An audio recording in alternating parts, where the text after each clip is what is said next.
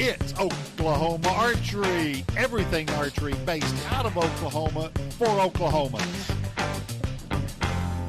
Let's get it started. Hello, everybody. I'm David Bosca, and you are listening to another Oklahoma Archery podcast. I'm Neil Cooley. Hey, guys. Dallas Barber here. Thanks for having me. Thanks for coming by, man. We are September 23rd. We are about a week away from Christmas morning, as everybody in Oklahoma knows it, October 1st, the start of archery whitetail season for 2024. Yeah, it's here, man. Everybody, it's something that, the second you hang the bow up on the 16th of January, everybody's already circling this coming Tuesday, ready to go. So the wait is almost over, and the weather outside is killing me to not be able to be sitting in a tree right now. Let's say last year it was a crisp 93, 94 degrees on the first, and I was out there. Oh, yeah, sweating big time. Dallas, introduce yourself real quick. Tell everybody, kind of how you fit into the grand scheme of big game in Oklahoma. Yeah, so I'm the big game biologist for the Oklahoma Department of Wildlife Conservation. So essentially what that means is that I'm kind of that 30,000-foot view for a couple different species management here in our state. So on my plate, I have whitetail deer, mule deer, elk, and pronghorn here in the state of Oklahoma. So all things four-legged brown critters pretty much is what falls on my plate for wildlife management here. So nothing that swims or flies? Nope. Yep. And somehow I've luckily missed the bear train. I thank God quite often on that, just because it tends to be a little bit of a controversial topic. So I'll stick to the headaches that come with all of our armchair biologists that are out there in the world telling me how bad of a job I do. Definitely a position that comes with some scrutiny. I could say that. But definitely. I think everybody out there would probably get behind us and saying people like you are directly tasked with keeping all these species roaming the places we're hunting. So, exactly. I mean, we're all behind you. I know we can't kill 37 turkeys every year and expect to shoot them in 2025 . So there's got to be the mindset we've had to take, or at least that I take every day, is it's like, this is all on loan to us. It's just our job to keep it going until it's time to pass the torch to the next generation. And it's kind of hard to think about it, but like, man, I'm just the luckiest guy in the world to get to wake up every day and do what I do and somehow get paid for it. So I'm blessed to be here and happy to talk deer and archery and just everything with you guys. We'll get to indoor in a little bit, Dave. Calm down. Hold your horses. Old dot shooters, man. It's fun. What do you think coming into deer season? What are the top three things you want to see everyday bow hunters do in the woods this fall? Is it shooting more does? Yeah, I mean, obviously these are good times to be an Oklahoma deer hunter in general, not just an archery hunter. But harvest numbers have been really good here over the last handful of years. For the longest time, our motto here with the department has been "Hunters in the know, take a doe." We've kind of shifted that a little bit to "Hunters in the know, let young bucks grow." But that emphasis on antlerless deer harvest is as important as it's ever been. We usually aim for 40 to 45% of our total annual harvest being made up of antlerless deer. And our hunters they've pulled themselves up by the bootstraps, and they've tackled that head on each year here for the last 3 or 4 years. So continuing that effort is paramount just for management of our herd on a statewide level. What would an ideal number be for does? Is it 80%? 1 out of 5 being a buck?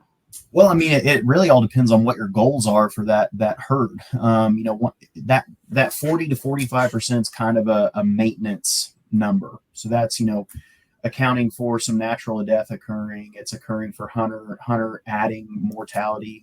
It's a term that we call compensatory mortality. So not adding to the overall death total of a population. So we're kind of on cruise control, luckily, in most parts of the state, where that 40 to 45% is allowing those deer to still flourish on the landscape, It's allowing those deer not to overpopulate, which can result in disease issues. It can result in body growth issues. I mean, there's all kinds of pros to harvesting an adequate number of antlerless deer. So we've come a long way. It's one of those deals where I'm not going to try to age anyone in the room today, but one of our hosts here might remember a time when people didn't shoot antlerless deer. And that was coming from the wildlife department of, we had limited antlerless days. We had very, very, very conservative antlerless bag limits. And that was to try to allow those populations to grow. I mean, I talked to a couple of people a year where if you saw a deer track during deer season, boy, that was something to hoop and holler about at deer camp. And now, you drive by on the highway and one's squished on the road and you're just like, oh, there's another one. So we've come a long way. And a lot of that has all been due to our hunters, man. They have definitely taken to heart our recommendations here with the department and, taken it upon themselves to be deer managers. What can the hunters do for you guys out there? What's the best thing they can do? Keep hunting. I mean, that's the biggest thing that I think we all face, as hunters and outdoorsmen. That's how we're funded here with the wildlife department. So a lot of other state agencies in the state are tax appropriated. We are not one of those agencies. So our operating budget strictly revolves on license sales. So if people just keep hunting, that will allow us to do our jobs to better manage our wildlife here in the state of Oklahoma. Tell us a little bit about the licensing change this year. Yeah. I know we're 6 minutes in while we still got everybody's attention before they've turned us on to mute or turned over to ESPN. Yeah. So, I mean, that's one of the biggest changes that we've had, in my career here at the department. We have not had a license structure change in the last 20 plus years. So this year, there will be some new licensing changes. Most of it is referring to non-resident deer hunters. So in the past, non-residents could come over, $300 over the counter, and that was good. Archery, muzzleloader, or rifle, kind of had to pick your poison for what method you were going to hunt with. Come one, come all, $300 you're in. The biggest change for this year is that's gone to where they have to purchase a $501 method license along with a $249. I got my reg book right here. Ready? Yeah. If you haven't picked one of these up, they're everywhere. Walmart, all the bow shops, go get you one. This is the Bible. But basically, it's an additional hunting license that they have to purchase. It brings that total up to, I think, right around $710 for non-residents to come in and utilize a resource that we prize here in Oklahoma. The other big one is going to be for our residents. Used to, you had to have a hunting license, and then you had to purchase a method license for each deer that you wished to hunt. So $25 for every deer that you went to go hunt for. That's changed a little bit to where it's just a $36 method license, and that covers the full bag limit of whatever method it is that you've chosen. So if you buy a resident archery license, $36, that's good for 6 deer. No more than 2 of which can be antlered, and then muzzleloader and rifle are both structured the same, where it's 4 deer, no more than 1 of which can be antlered. So you pay a little bit more up front, but if you harvest more than 1 deer, it's coming out cheaper in the long run. I agree with it. And I've got buddies that are probably not going to come hunt with me this year just because it's a little bit more money. Yeah. But when you have to buy all the tags, it really, and I'm a big doe shooter. I think that if you don't have a target buck, you can still get excited about hunting season. Yeah, I mean, as an archery hunter, you were paying $300 just in tags as a resident. So if you're out there filling the freezer, it's definitely a bargain.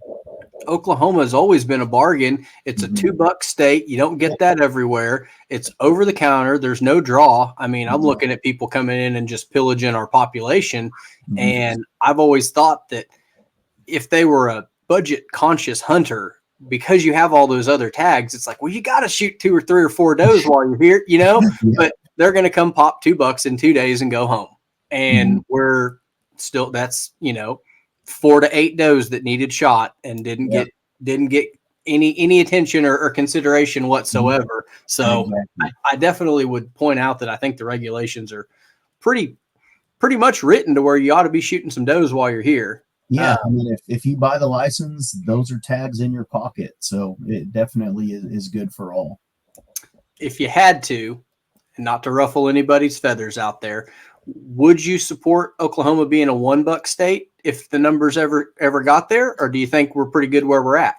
I mean, every management decision we make is going to be data based, science-based, data-driven management decisions. And I mean, that's a hot button topic. Everybody, oh, $1, $1. But my question to you, Neil, would be, how many people do you think kill $2 every year in our state? Like a percentage of hunters. Percentage of hunters that kill two in a given year, yep.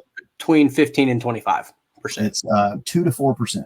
2 to 4%. Well, congratulations, Steve Wingo, because he was one of the few last year. So when we start thinking about that, like, is that an actual issue or is that a perceived issue?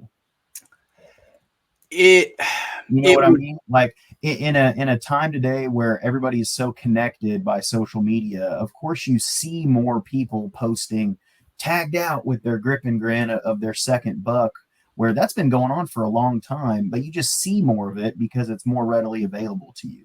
Mm-hmm. You've got pages like Oklahoma Bow Hunter or Oklahoma Hunting and Fishing pages on all of these social media platforms where that's something that's promoted, where the same number of people have been killing $2 a year for the last long time, and it's just such a minuscule amount of people that are harvesting $2. It's really not a problem here in our state. And so things are going to stay to where they have to go online to do their checking it in. Yeah. I mean, that's something that, we kind of hopped on the train early here in our state with e-check. That would have been back in like 2008, 2009 timeframe.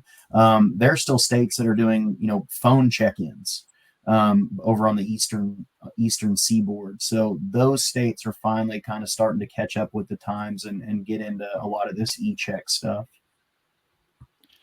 Mythical or fact? Question. Go ahead. I bought a tag.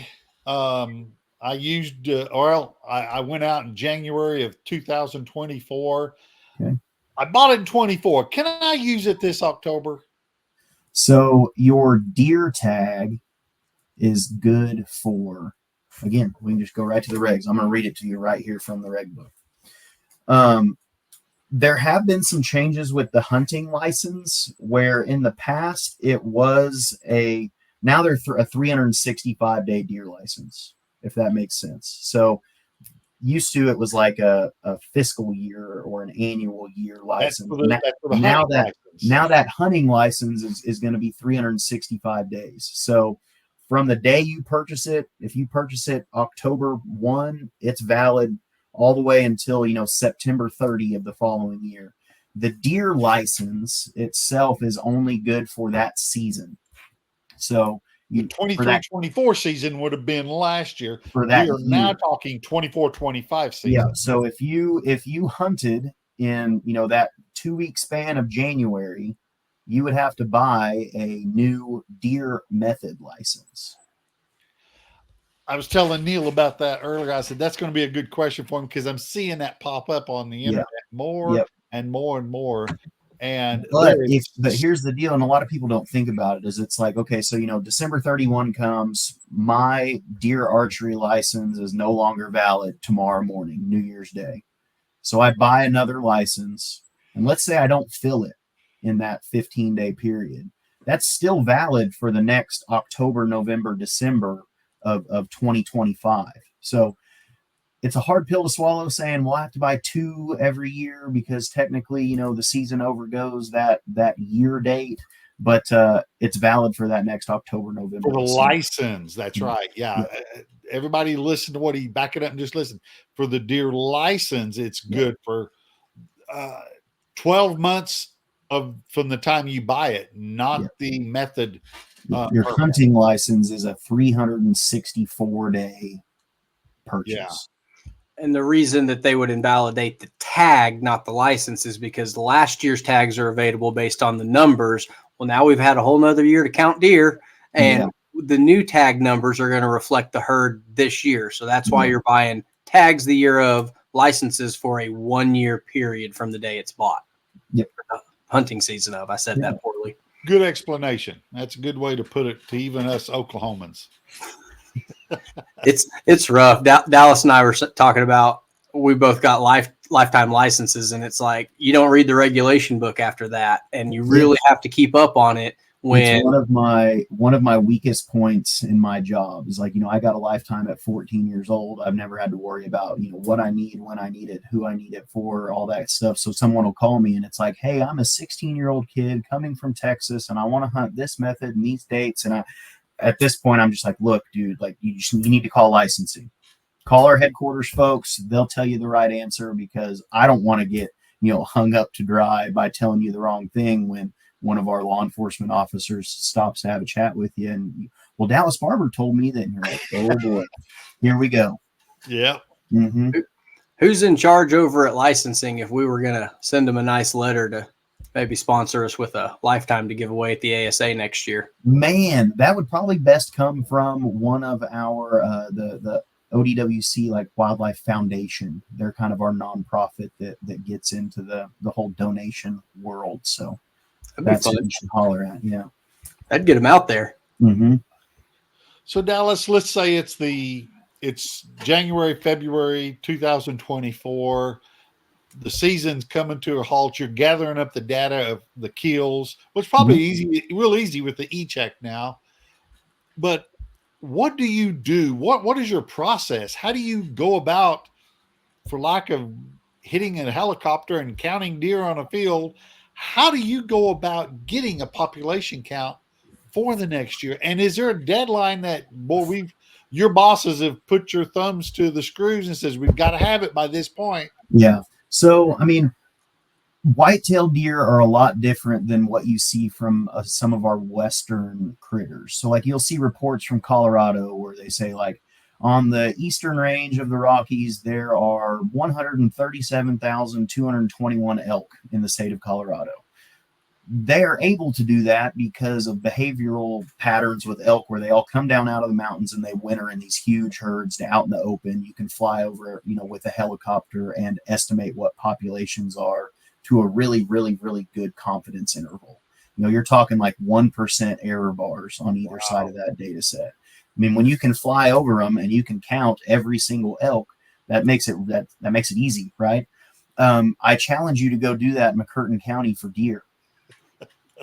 So what we do in our state, we've got, obviously public land all over the place where we can go and run spotlight surveys to get estimates on population densities. We've also got a ton of private landowner co-ops. They're called DMAP programs, Deer Management Assistance Programs, where they get to manage their deer herd with a little bit of a fine-tooth comb. They're also doing those spotlight surveys. So we can kind of get a gradient on a county level, kind of what some of those deer populations look like.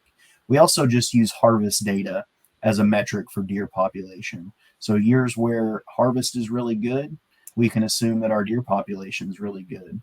Years where deer harvest is down, we can assume that our deer harvest was a little bit down. Do they take numbers in from the ones hit on the road? Because I know there's usually somebody that comes and scrapes them off. Do they count? We don't, but insurance companies do. They keep a pretty tight log of how many vehicle collisions occur in each state, and they send that data to us as state wildlife agencies. So we do kind of take some of that stuff into account. Obviously, times of year are when we see big increases in that during the rut, kind of deer running all over the place, especially when some of those wintertime crops are concentrating deer that happen to have a highway running through them. Tell them a little bit more about the DMAP program.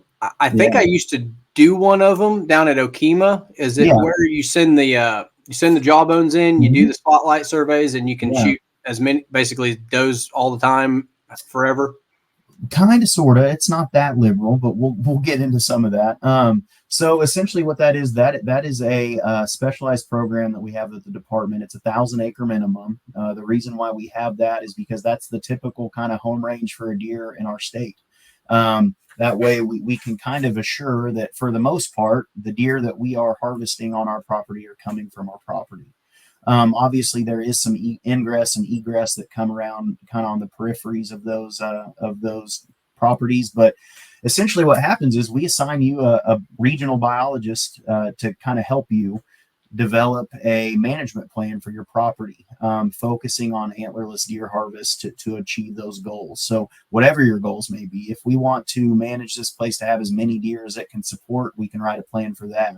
If we want to go on a hunt and we only see one deer, but as long as that one deer is a big one, we can write a management plan for that. So they do some spotlight surveys that gives us an estimate of population dynamics like buck to doe ratios, fawning and recruitment rates, things like that. And then based on whatever that data is, we can plug it into the computer. It spits out some harvest recommendations based on what their goals are. And it's essentially allowing you to operate outside of bag limits for antlerless deer only.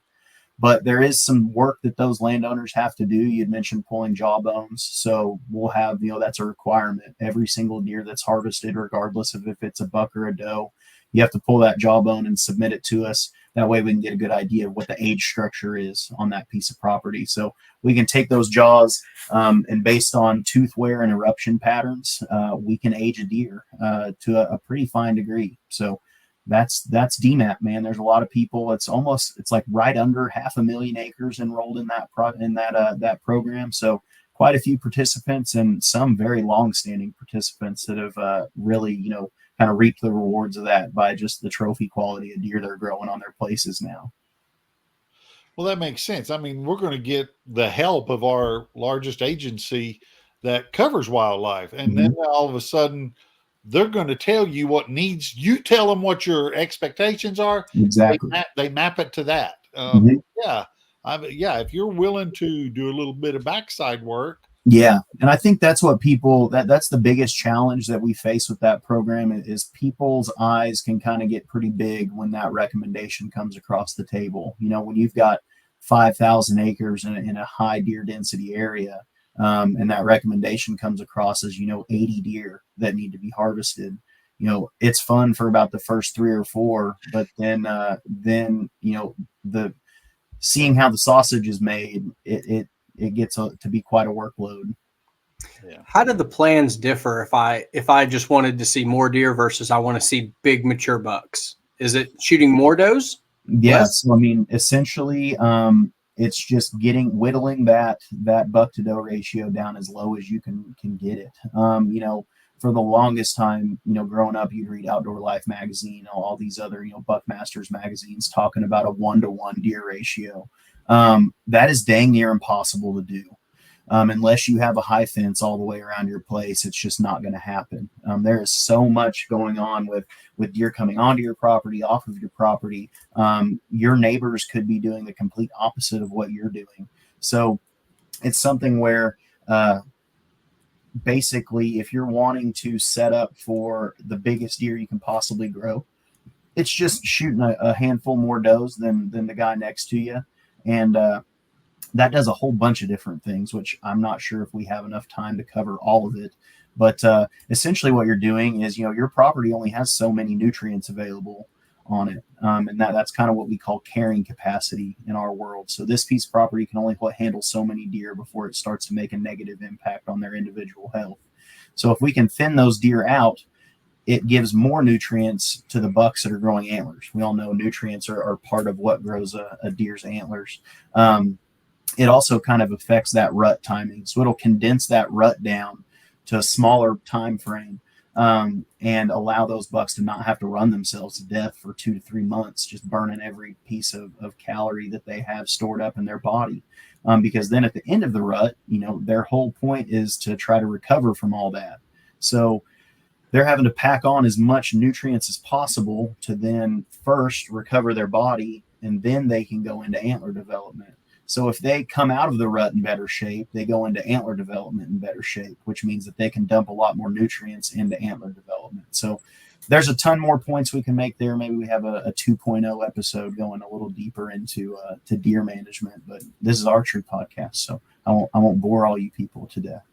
So basically, you need to kind of take the chapter that colleges have taken for Fort Lauderdale spring break. And that's a great reference. Yeah, pretty much. I've heard so many people out there scared of shooting 3 or 4 does early in the season. And it's like, look, if they're there, there's good bedding, there's good food, there's water. Yep. If you shoot them, then whatever bucks are there when they rut are going to be cruising more distances to find the does. Yep. And if you're worried about them leaving to your neighbor's property, across the highway, wherever, well, if you had good doe bedding, more does are going to move in. Yep. So not only have you shot your does and made less does there, that buck has to chase further, you're also pulling does from out that are now going to come inhabit your good bed. Like I'm right on the bedding, the neighbor clear cut it. It makes it hard to get into the stand in the morning because I'm traipsing right through where they're all snoring. Mm-hmm. But I know if I shoot them early in the year, those bucks have to chase more, and there'll probably be more does move right in. So there's really not a bad time to harvest does when it comes to deer management. I mean, as long as you're getting them, off the landscape to where nutrients are available for bucks and for the rest of those deer to be more healthy, you're going to be in good shape.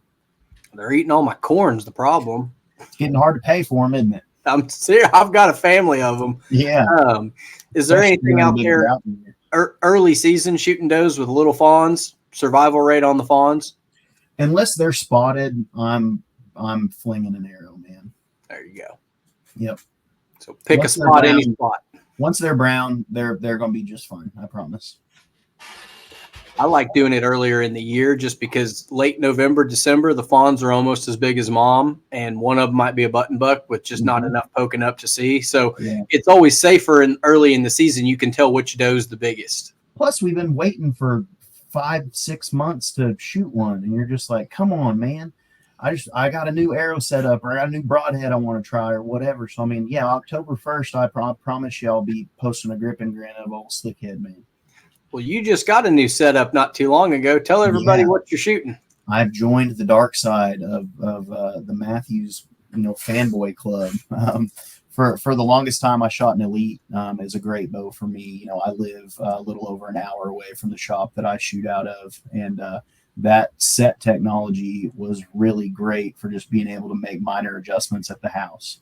I see kind of something acting up, arrow kicking here or there, or broadhead tuning. It was great to be able to do that. But Bryn over at Oakeyland, he talked me into picking up a Matthews and shooting it, and shot it for a little while at the shop. And man, I fell in love. And I don't know if it's just honeymoon phase or what, but we're shooting her real well right now. So I'm ready to let that thing eat here in a week. What do you have on it for hunting setup compared to a target scenario? You shoot one bow all year round? So, I mean, my target bow is still an Elite. I can't get away from it as much as I want to. That's more budgetary restrictions than it is one shoots better than the other for me. But my hunting setup, it's just a Lift 33. We're at 70 pounds, 28.5-inch draw.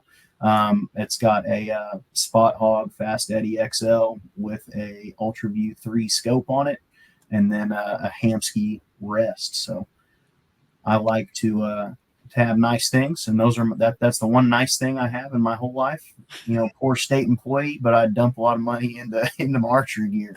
Single pin in the UV, multi-stack? It's a 2-pin, so it's not the triple stack or anything like that. I like a simple, clean sight picture, and that double pin kind of gives me the best of both worlds, to where if I do get drawn back and that deer happens to take a couple steps, I can still pin gap it, but still leaves me with a really good, clean sight picture of just that single post.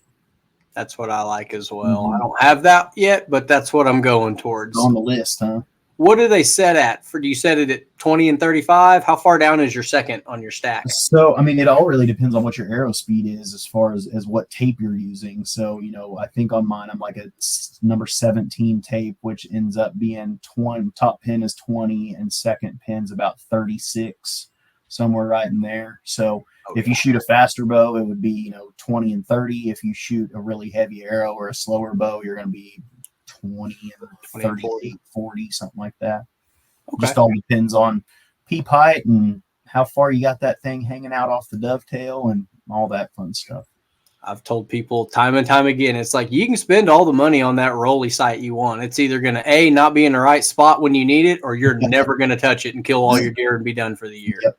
And I mean, a lot of that is, I think it really depends on people building their setup for how they hunt the most. I mean, if you go to eastern Oklahoma and the farthest shot you have is a 30-yard, 40-yard shot because you're hunting in the middle of the woods, an adjustable sight probably isn't the best choice for you. But a lot of my hunting way out west, I mean, you can shoot as far as you can see them or feel comfortable shooting. So, the peace of mind of being able to dial to a specific yard is kind of the reason why I chose an adjustable for my hunting setup. What shafts are you sticking out there? So I'm shooting serious archery arrows. Those are people that I've supported for a long time. I know I'm going to catch a lot of flack for this, but I dove way off down into the FOC and heavy arrow, wormhole there for a little bit. I was shooting 580 grain arrows for a little while. Really didn't like the trajectory that I was getting with those arrows. I mean, I was running out of wheel or dial in, under 100 yards. Not that I would shoot an animal that far, but it is nice to practice that far just because it makes that 45-yard shot seem like a layup. But then I've drifted back a little bit more towards what most people would kind of consider a normal hunting arrow. It's a Sirius Supernova SD, which is a 204 diameter, just a 50 grain kind of half out system with 125 grain head. I think my total setup's right around 480. So kind of happy middle ground there, not super light, not super heavy, but it throws darts, man. It shoots really well for me. So I'm excited to get after it again. What's your FPS at 70 pound, 28.5? They market that bow as a speed bow, at least from Matthew's terms, and I'm right at like 274, 275. So, I mean, nothing that just leaps off the paper is like, dang, that thing's shooting lightning bolts, but it's plenty fast for what I need it to do when most of my shots are, 40 yards, something right in there. It does the job perfectly well for me. Kind of broadheads? Ooh, this is a great question too. So I also ventured down into that single bevel, big fixed heavy head world as well. I might be an odd duck where I have a little bit of both in my quiver. So I have still one of those 585 grain arrows with a fixed head on it in my quiver. Just one of them. If I get into the setup where my max shot's 20, 25 yards, I'll throw that thing on just because I know I can punch through just about any angle that a deer gives me, heavy quartering tooth, something like that. We can still make something happen. But then every other situation, I'm usually just running a G5 Mega Meat. A little bit more accurate, a little less wind drift, and they make a heck of a hole in the side of that deer. So that definitely helps with recovery. Yeah, I mean, it's a 2-inch or 2.5 inch cut with the Mega Meat. So it's a gnarly little head, man. Oh, dude, I hit one quartering away and skidded in, and I mean, his crime scene, wasn't it? Yeah. So you carry one heavy arrow with you. Do you know where it does? It just have to aim high? No, I mean, the efficiency of the bows these days, that's something that I was really worried about when I was like, I wonder, I'm a big tinkerer, and Bryn hates me for it because I'm always bringing stuff in saying, hey, I need you to fix this because I've messed it all up. But one day I was just like, why can't this bow, like, let's see where the big drop off point is. Like if I shoot my 480 grain arrow and I leave my pin at 20, I shoot it at 20, we hit right in the middle. How far below is a 585 grain arrow hitting? And out to about 25 yards, it's really not all that much, maybe an inch or two at the most. And I mean, most of that is a me problem and not a bow problem. So if it's anything where I'm just, in something really thick, or I'm in an area where I have one shooting lane and it's 20, 25 yards, I don't see a reason why not to just throw that really heavy arrow on just to give yourself a little bit of reassurance for some penetration. Are you going to try and go any place outside of Oklahoma to hunt? Or actually in Oklahoma, are you going to hunt anything other than whitetail? Not this year. So 3 little girls have really anchored me down to sticking pretty close to the house. I've got a 6-year-old, a 4-year-old, and a 1-year-old. So leaving mom for too terribly long puts me in the doghouse rather quickly. Respect that. Yeah, so we'll be staying somewhat close to the house. I might venture out west for a rifle hunt over on one of our public land areas here during rifle season. But other than that, if it's a stick and a string, we're sticking within, an hour of the house or so. That way I can make it home for a late supper. When are you assuming you're up in a tree, regular stand? Are you one of the saddle guys? Are you what's your method? I really bounce back and forth. For the most part, when I'm out west, I'm on the ground. Because there's not very many trees to get up in out that way. And two, that's just how I like to hunt them out there. It's a lot more of a spot and stock situation than it is, sitting in a pinch or something like that. There's some terrain features that can kind of help you if you want to do that. But if I'm back over here, I live in Logan County. I hunt Logan County. I would say it's probably 50-50. I've got some places where I've got, some lock-on sets where I know I have a spot here to hunt. I also have a saddle set up. I don't like to limit myself to one thing. They're all just a tool in the toolbox. A lot like having one heavy arrow in your setup. It's just a tool that I use in certain situations. Man, you got to have a full quiver full of whatever's coming at me. I had my buddies Josh from Kansas came down and got drawn back right at dark, and I was like, he's going wait for broadside, and he's shooting like a 675 grain arrow. He goes, "There's no such thing as broadside." Just hit both scapulas and must have went 40 yards after. I mean, it is impressive to see what those setups can do. It's just you have to realize that there are limiting factors to every setup. And as long as you understand what those are, I don't care what you shoot. As long as you're out there hunting, you're in the club, and that's what's important, man. I don't think it's a heavy versus light. I think it's what works the best for you for how you're going to do it. Exactly. I mean, if you want to spot and stock antelope, you better figure 60 yards minimum to 110. Yep. You're not getting a 600 grain arrow to go 110. Oh, it'll go. It just takes a long time to get there. Yeah, you got to lead them a little more. Yeah. You're going to be using your bubble as your pin. I just think that archers are a little bit sensitive about their setup and the confidence they have in it, that they have to pick somebody else's apart. They're like, no, I tried that. It just it's like, well, that's, it wasn't for you. Yeah. Unless they're shooting you with it or you're tracking their deer, you probably don't get to say a whole bunch about it, but you do. There is an obligation. If somebody's out there struggling and it's like the day before season, you're like, hey man, maybe don't punch it, or hey, let's come over here. Let me see that site. Let's see if we can get you out. Like, you do have the obligation to help people and kind of go outside your comfort bubble, because they're getting ready to take a shot at a live animal. Like, it's a great community if you're willing to listen. I think if you're so set in your ways that you don't want to hear anything from anyone else, I don't think archery is the thing for you, because even if you don't want to hear it, people are going to let you hear it. So I think that's the cool thing about at least the Oklahoma archery community, is at the end of the day, regardless of, what you shoot, what style of archery you shoot, be it bare bow, recurve, target setup, hunting setup, whatever, everyone is willing to help teach, and everyone, for the most part, is willing to learn from those people. I say we've all probably come a long way from Grandpa smoking a Marlboro Red, wearing buffalo plaid flannel and killing deer at the base of a tree. Still works today, man. You just got to know how to do it. I mean, and there's nothing wrong with that. If that's all that hunting is for you, go sit on the ground with your 30-30, single shot breakover over your knee. You still have a great day in the woods. It doesn't have to be all in. A lot of us, we only see the pictures of the big giant bucks for the grip and grins. And it's like, you got to realize those guys have more opportunity to go where there are big deer. Like, if you're sitting there looking at a 115-inch 3.5-year-old and he's the biggest deer on your property, just shoot him. Don't worry about your buddies giving you grief. If that's the oldest, smartest one you can put an arrow in, probably needs an arrow. Whatever makes you happy.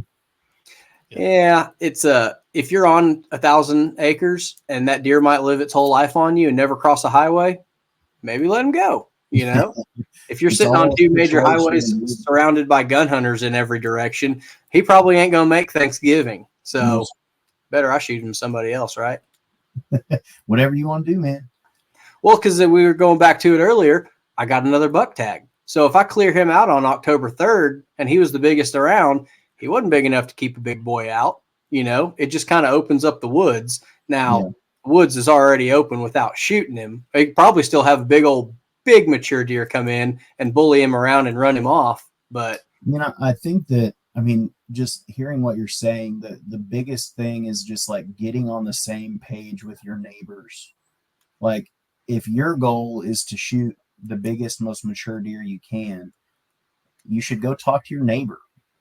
Hey, man, here's what I have on camera. Here's what this deer could be if we let him live another year. How do you feel about that?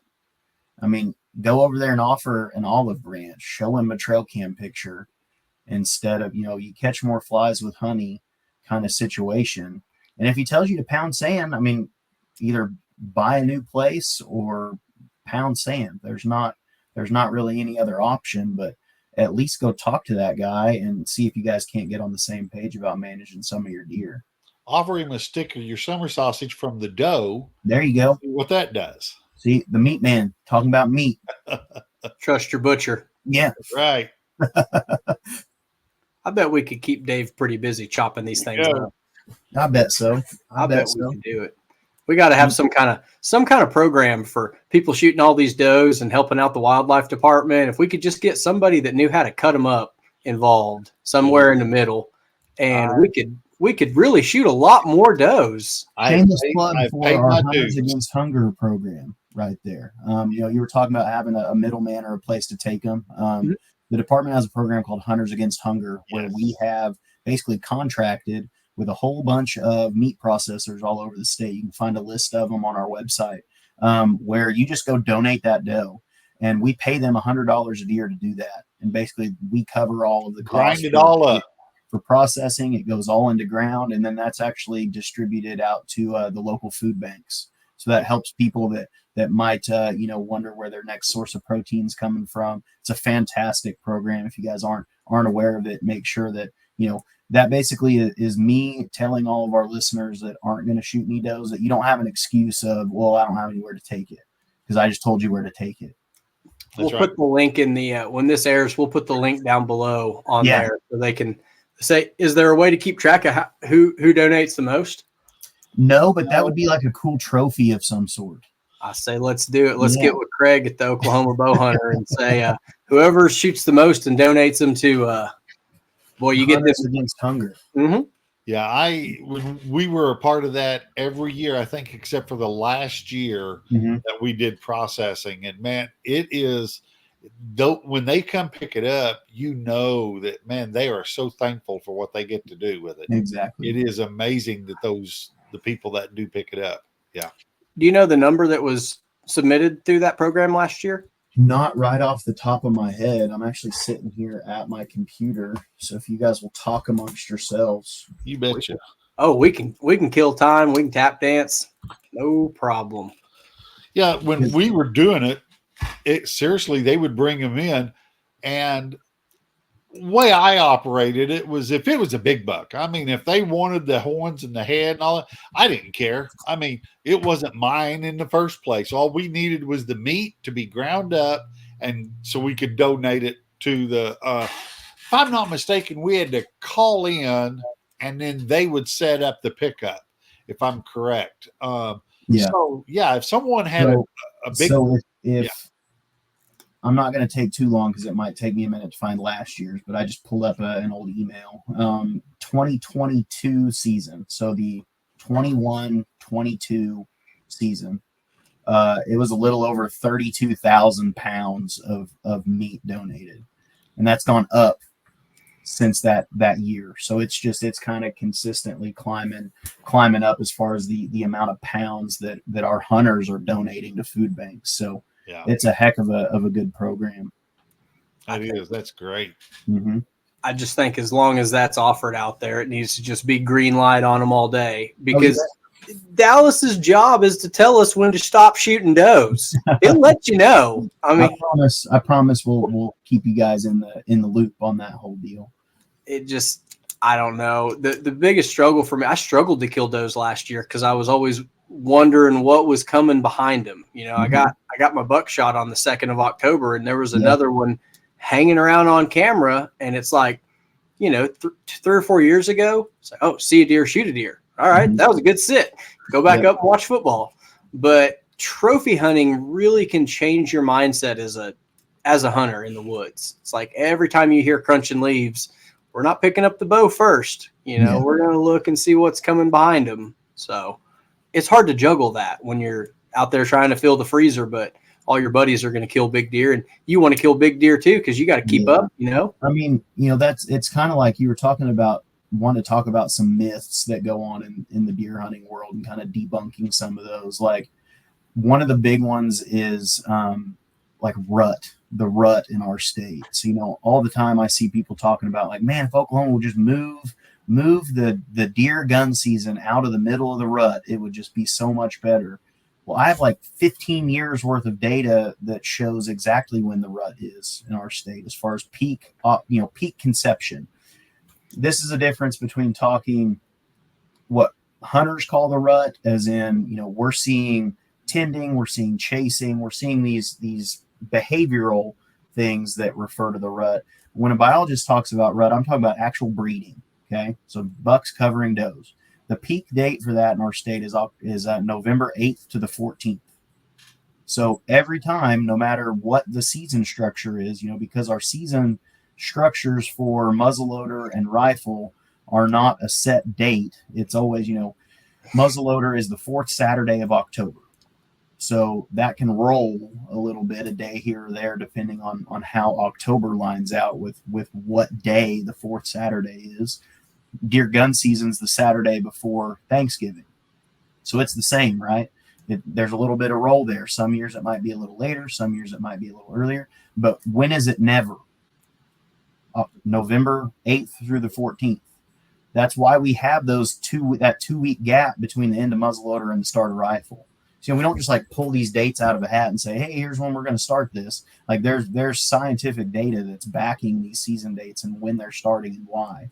So for all the people that are always like, man, we hunt them right in the middle of the rut. Well, most of the breeding is already done and gone by the time that rifle season starts. You might still see some bucks chasing does, but the bulk of it's already come and gone. I say you're seeing the very, very beginning of the second month of coming around again. You're seeing the scraps. And I think that last year, they were chasing pretty early November hard. Yep. And I'm like, man, it's a good time to be in the woods. It doesn't sound like Gettysburg behind me. They've calmed down since muzzleloader. They've quit being nocturnal.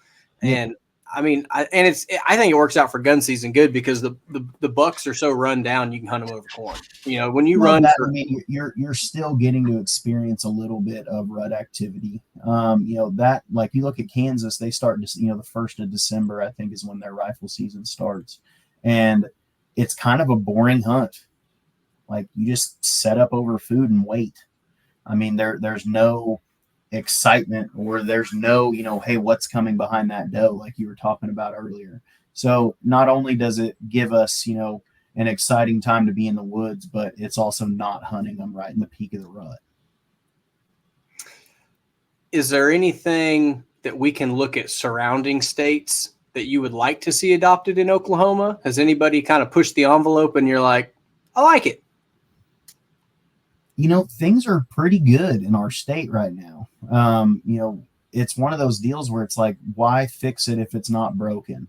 We're starting to get a lot of national attention. When you're on the cover of North American Whitetail 2 or 3 times within a year or two span, do we really need to fix anything? That's kind of how I look at it. There have been some bouncing around. There was a bill looking at a velvet buck season. Oh yeah, I did. Yeah, it's one of the things that is kind of unfortunate working for state agencies. There's a lot of political, prowess that goes on where, legislature can have some swing or some pull in things that happen. So that was a bill that came up just from some political pressure from some people over at the big house that wanted to see a velvet buck season. As we always do, we take a step back and we say, well, let's ask our hunters about it. So, that was something where that was a bill that was put forth for public comment. A very overwhelming majority was not for a velvet buck season. So we did not support a velvet buck season. One buck, that's something that always gets brought up all the time. I think we've talked about that enough today. It's more of a perception issue than it is a biological issue. I'm trying to think of any other fun ones that I've seen come across the table. Not really. It's been pretty quiet as far as let's do what other states do, other than the typical, well, let's just be Kansas. Well, we're not Kansas, so we're just going to be Oklahoma.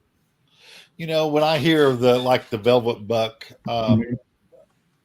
bill, I guess for lack of a better word, what they were trying to get changed, my mind initially goes straight to it's a money grab, not on your part.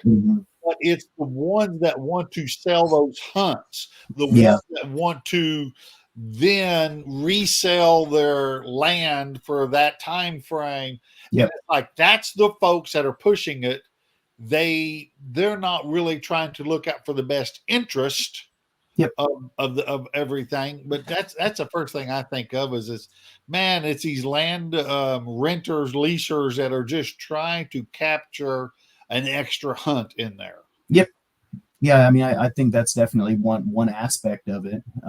Some of the other stuff that, I mean, just from a completely personal standpoint on it, is it's like that is a complete and utter, like that's 100% a trophy hunt, and that's not what I'm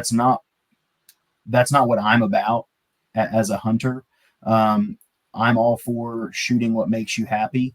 And I'm all for just hunting in general. And if you going to shoot 115-inch 2-year-old makes you happy, if the population can handle it and it's not a biological issue, I'm going to support that decision. A velvet hunt is really just solely a trophy hunt. Antlers are the only thing that matter. I also think it would do more harm than good in regards to age structure for our bucks. I think, Neil, you'll probably agree with me on this. It's like, how many times have you had what looked to be like 150-inch buck on camera, and then he sheds his velvet, and all of a sudden, man, that's 115-inch 2.5-year-old. Like, they just lose so much wow factor when they shed that velvet off that, a lot of young bucks are going to end up dying just because they have velvet on their antlers. I think that's pretty hit the nail on the head. Pretty right on, because it's like, you see them and they just look monstrous. Yeah. And it's like, no, they just ain't got no weight on them. Necks aren't swole up, Exactly. I can't imagine the law enforcement side of that. I mean, oh my gosh, when would they where would they put it in the calendar? Where, it would have to be so early to guarantee, because what if someone shot one and got up 60 yards closer and is like, oh my gosh, that really wasn't velvet. Mm-hmm. Well, I mean, it would just be an antlered deer season. They don't have to be in velvet. It would just be an early deer season where deer happen to have velvet on their antlers. In our state, that last weekend of August, first weekend of September is when things really start moving along as far as bucks shedding that velvet. The other thing is, it's like, and don't get me wrong, like if you want to hunt when it's 98 degrees and 200% humidity, have at it. But even if we did have a velvet season, I don't think you would see me in a tree. I think you'd be mounting the biggest mosquitoes. Yeah. You want to talk about shooting a booner, boy, you'd slap a whole bunch of booner mosquitoes off of you. Right. What's the department's stance on people using drones and dogs and all these advancements to technology? I know you can't actively hunt a deer with a drone, but we're seeing all these other little things kind of pop up, and it's like, do we fight technology? Do we utilize technology? I think, our stance so far, it is legal to track a deer with a drone, a thermal drone, whatever it is that you want to use. You just cannot have any method of take with you while you're doing that to assure that it is only trying to recover that deer.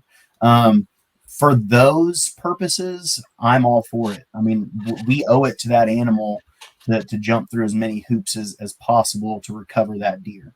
That's what we as hunters are tasked with doing from a moral standpoint. Now, when it comes to scouting for deer with a thermal or scouting for deer with a drone, you're really starting to get into some gray areas from a moral standpoint. So I mean that's why we have that law in our reg book that's no thermals from sunset to sunrise. I got you. There you go. Yeah. Nice. So basically, anytime it's dark, Yeah. no There you thermal. Mm-hmm. Interesting. Okay. Yeah, so I mean, obviously, and that stuff's going to go on forever. We dealt with the same thing with cell cameras. We're dealing with it now with thermal drones. Who knows what's next? Weaponized drones. I don't know. The way the world's going today, I'm not surprised by much of anything anymore. I mean, and let's be real. The laws are written. I mean, the ones that are going to do it, they're going to do it. There's nothing that we can put in enactment of a law that's going to stop it. Criminals are going to criminal. Will do it. That's right. Yeah, you bet. Yeah. Do most people that break the law and you guys find out about, what's the percentage of them that's an honest mistake or user error due to ignorance, and what's the percentage of them that are malicious? Because I feel like there's a lot more people out there, and I just think people are better than they are, but I think a lot of that stuff is, hey, I didn't know about that, my bad. So obviously, I'm just a biologist. I'm not a law enforcement officer. Yeah. So I can't speak to that as far as what their experiences are. Just hearing them tell stories, there's some of both, but I think a lot more of the stories are, oh, I didn't know. But at the same point, your responsibility as a hunter is to know those rules and regulations and to follow those as they are written. So it's one of those, ignorance is not an excuse for breaking the law. Yeah. Driving a car. Yeah.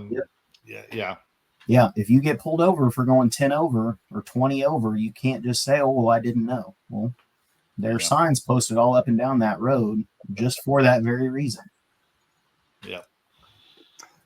Let's say, besides hunting, when you shoot your bow not at an animal, tell us a little bit more about, what tournaments do you like? What do you like to hit? Not during the busy season. I know archery shuts down October, November, December, it seems like, but where are you looking forward to shooting your bow next? David, this is going to hurt your heart. I am not a big indoor fan. I appreciate the game of indoor. I understand how it makes you a fantastic archer. Like, there are very few guys that are good at ASA that are not good at indoor. But there are not very many people that are not good at indoor that are good at ASA. So I think that game really can develop you as an archer. The repetitiveness of it drives me up the wall. Now, you're not going to not see me shoot indoor just because of the reasons I stated before. I understand that it can make you a heck of a lot better archer. But with all of that being said, I'm looking forward to shooting foam come this spring. That's my favorite game to play. I dabble a little bit between, a known 50, known 45, known 50. I like to shoot my bow a little longer than most people do. If there was a known 60, I would be in that. If there was a known 80, I would be in that.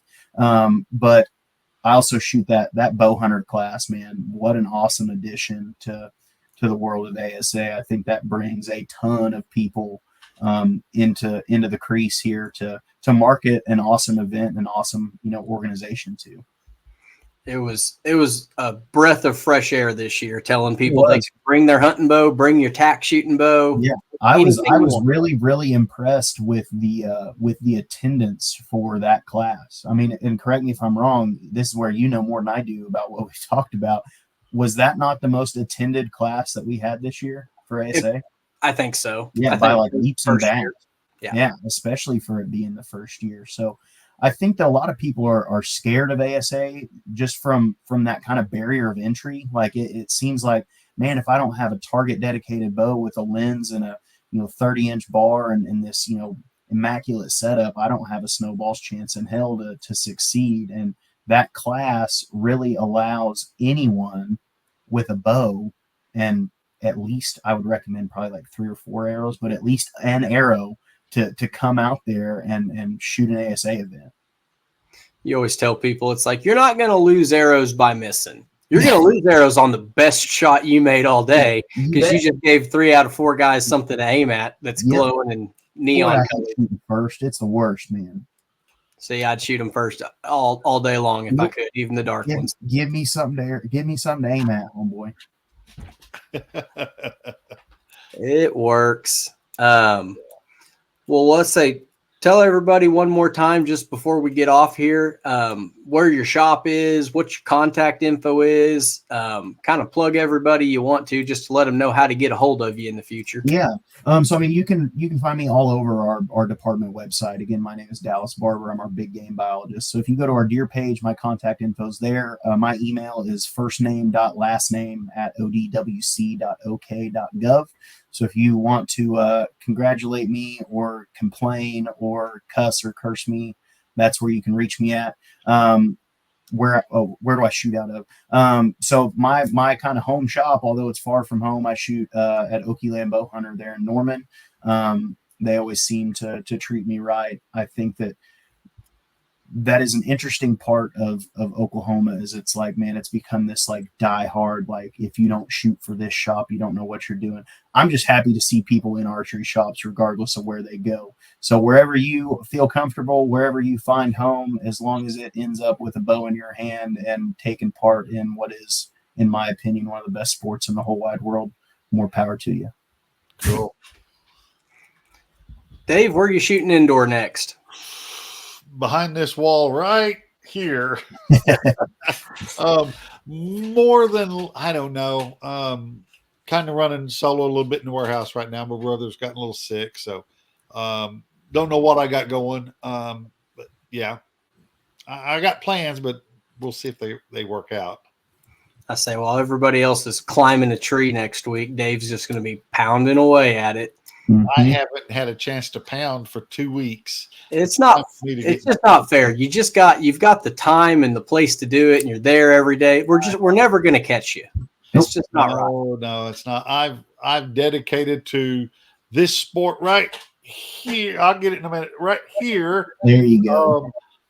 Simply got to pay the bills, and we've had a lot of competitions, but now it's time my barbecue competitions are over for the year. It is time to get after stick and strings. So when is barbecue season? Because for me, barbecue season is year round. I am a year round barbecue season connoisseur. But when are you getting trophies, David? The competition still goes for another month. Okay. Most of the time, maybe 5 weeks.